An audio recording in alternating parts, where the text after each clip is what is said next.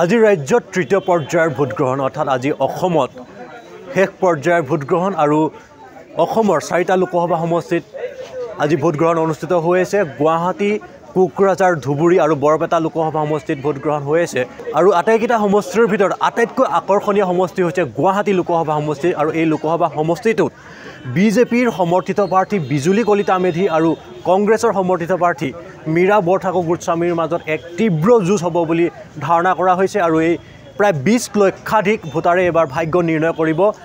কোনে শেষ হাঁহি মাৰিব গুৱাহাটী লোকসভা সমষ্টিত সেয়া অহা 4 জুন তাৰিখে গম পোৱা যাব। যিহেতু আজি পৰে পৰা নেৰানেপেৰা বৰষুণ, কিনকিনীয়া বৰষুণ আৰু তাৰ মাজতেই প্ৰতিকূল বতৰকো নেওচি আজি এই ভোটাধিকাৰসকলে নিজৰ ভোট সাব্যস্ত কৰিবলৈ আহিছে আৰু মই বৰ্তমান উপস্থিত আছোঁ চিজুবাৰী হাতীগাঁও LP স্কুলৰ ভোট কেন্দ্ৰত আৰু ইয়াতে পুৱা 7 বজাৰে পৰা নিজৰ ভোট প্ৰদান কৰিবৰ বাবে পুৱা 7 বজাৰ পৰা শাৰী পাতি ইয়াত নিজৰ ভোটাধিকাৰ সাব্যস্ত কৰিবৰ বাবে ভোটাৰসকলে শাৰী পাতি আছেহি। আমি ভোটাৰসকলৰ সৈতে কিছু কথা পাতিবলৈ চেষ্টা কৰিম। তেওঁলোকে কি আশা লৈনো আহিছে এই ভোট কেন্দ্ৰত নিজৰ ভোট দান কৰিবৰ বাবে আমি তেওঁলোকৰ সৈতে কথা পাতিবলৈ চেষ্টা কৰিম।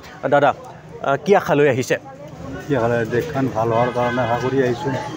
কোনে যে আমাক ৰক্ষা কৰিব, আমাৰ কেনেকৈ ভৱিষ্যত ভাল হ'ব, আমাৰ ল'ৰা ছোৱালী কেনেকৈ ভৱিষ্যত ভাল হ'ব, সেইটো কল্পনা কৰি আহিছোঁ।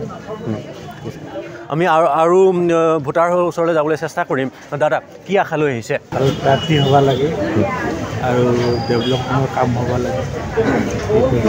সেইটোৱে ডেভেলপমেণ্ট হ'ব লাগে, আনএমপ্লয়মেণ্ট প্ৰব্লেম, তাৰপিছত ইনফ্ৰাষ্ট্ৰাকচাৰ ভাল হ'ব লাগে, স্পেচিয়েলি আনএমপ্লয়মেণ্ট প্ৰব্লেমটো ছল্ভ হ'ব লাগে আৰু ব্ৰাদাৰহুড এইবোৰ চব পিচফুল থাকিব লাগে গোটেই দেশ। সেইটোৱে আশা কৰি মানে ভোট দিম বুলি আহিছোঁ আৰু আশানো কি ইয়াত। বতৰ বেয়া তথাপিও ভোটটো দিব আহিছোঁ। সাধাৰণতে বতৰ বেয়াৰ কাৰণে ভোটাধিকাৰ নাহিব পাৰে, কি আহ্বান জনাব ৰাইজলৈ? আহিব ৰাইজ আহিব, ভোট দিব আহিব ৰাইজ। আজি ৰাতিপুৱা ভালেখিনি ভিৰ হৈছে ইয়াত, আহিব ভোটাৰ। হয়, এনেদৰে প্ৰতিকূল বতৰকো নেওচি তেওঁলোকে নিজৰ ভোটাধিকাৰ সাব্যস্ত কৰিবলৈ আহিছে।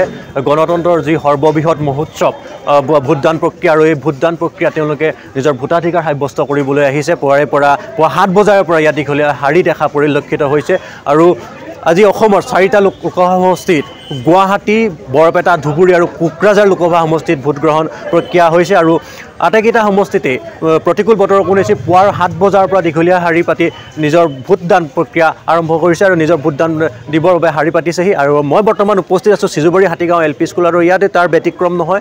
ইয়াতো তেওঁলোকে নিজৰ ভোটদান দিবৰ বাবে পুৱাৰ 7 বজাৰ পৰা ইয়াতো শাৰী পাতিছেহি।